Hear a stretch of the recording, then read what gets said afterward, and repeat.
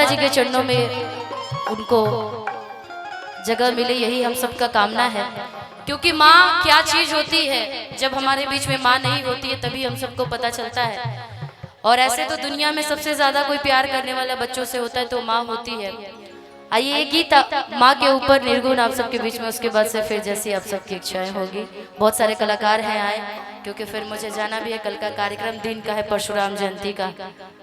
थोड़ा सा कोड दे, हाँ कहाँ बता दे, 12 तारीख को आ जाना बोध गया, ठीक। कल कुशीनगर में कि जग में माई से बढ़ के कोई,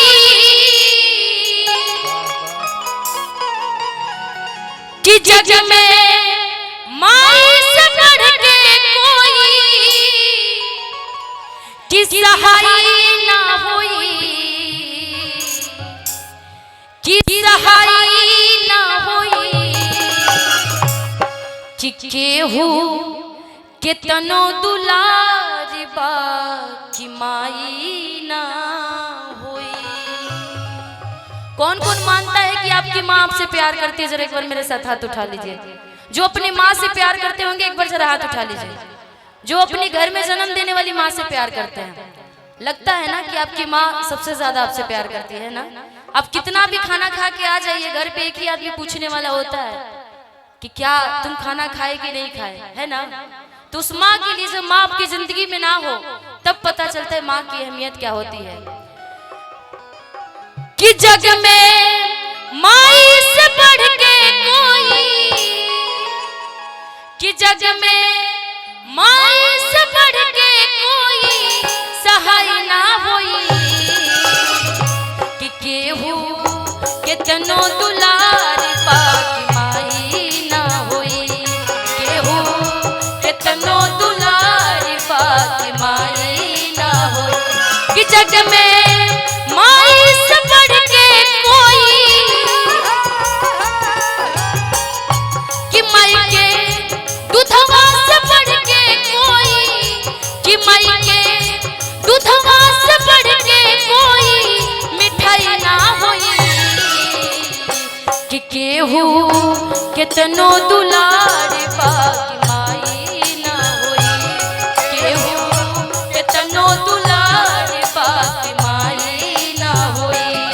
तोरा मन दर्पण कहलाए है, तोरा मन दर्पण कहलाए। भले बुरे सारे कर्मों को, भले बुरे सारे कर्मों को देखे और दिखाए।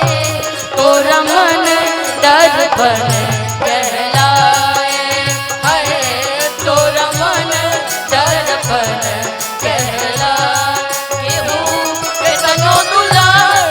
आदरणीय मैक्स हॉस्पिटल के ऑनर हमारे विक्रम सर डॉक्टर की तरफ से बहुत सारा प्यार, बहुत बहुत धन्यवाद सर।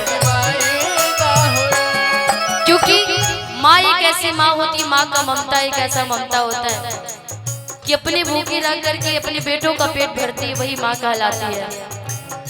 कि सुख दुख रतिया दिनवा सहली, मुख से कबहू कुछ ना कहली,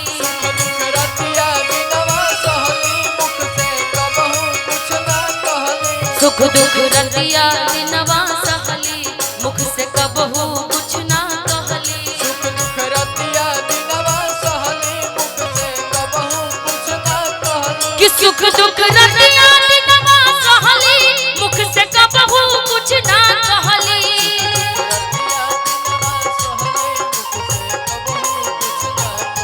कि सुख दुख रतिया दिनवा सहली, मुख से कबहू कुछ ना कहली, रतिया दिनवा सहली, मुख से कबहू कुछ ना कहली, कि उनके रोज दुखाई तो,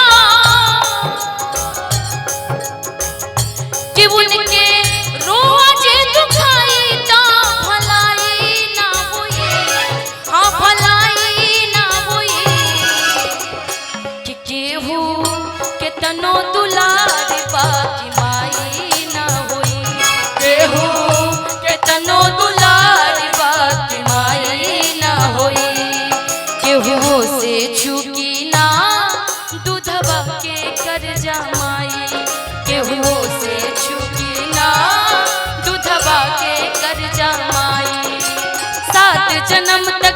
बेटा के तन से,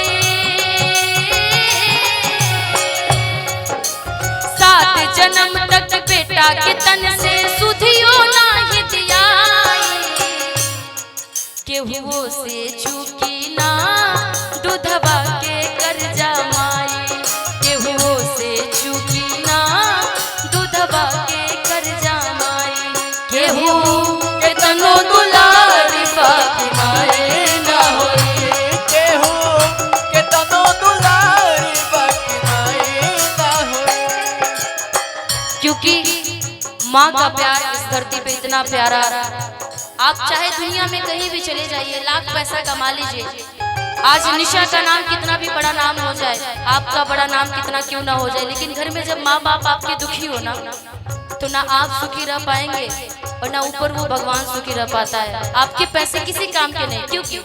रुपया पैसा लाख कमैबा, सुंदर रंग महल बनवैबा, रुपया पैसा लाख कमैबा, सुंदर रंग महल, रुपया पैसा लाख कमैबा, सुंदर रंग महल बनवैबा, रुपया पैसा लाख कमैबा, सुंदर रंग महल बनवैबा, कि रुपया पैसा लाख कमैबा, सुंदर रंग महल बनवैबा, पैसा लाख कमैबा, सुंदर रंग महल बनवैबा, कि रुपया पैसा लाख कमैबा, सुंदर रंग महल बनवैबा, पैसा लाख कमैबा, सुंदर रंग महल बनवैबा। जीवन के सेवा से बढ़ के कोई,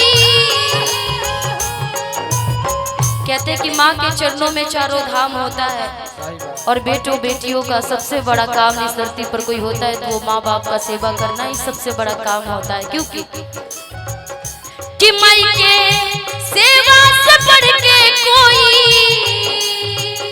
कि माई के सेवा से बढ़ के कोई कमाई ना होई, कि केहू कितनो दुलारी बाकी माई ना होई, केहू कितनो दुलारी बाकी माई ना होई। यदि आप सबको लगता है कि सिर्फ माँ ही ऊपर जाने वाली है, बाप ही ऊपर जाने वाला है, ऐसा कुछ नहीं है।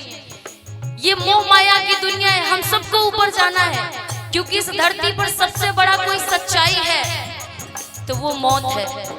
आज हम लाख हंस ले, खुशी कर ले, मजाक कर ले एक दूसरे से, लेकिन एक दिन मरना सबको। क्यों? जगत में कोई न परमानेंट, जगत में कोई न परमानेंट, जगत में कोई न परमानेंट, जगत में कोई न परमानेंट। तिल चमेली चंदन साबुन,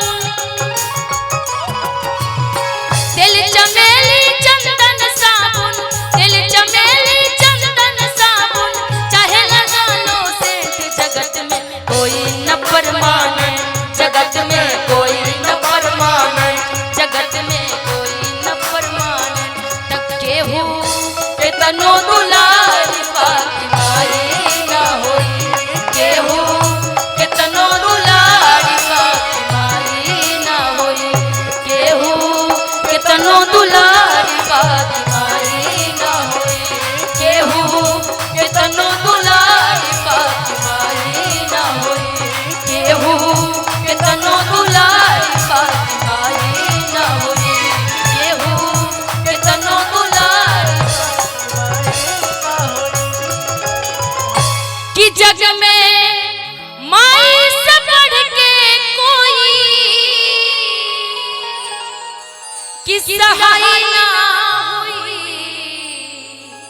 कि सहाय ना हुई, कि केहू कितनो दुलारी बा कि माई ना हुई।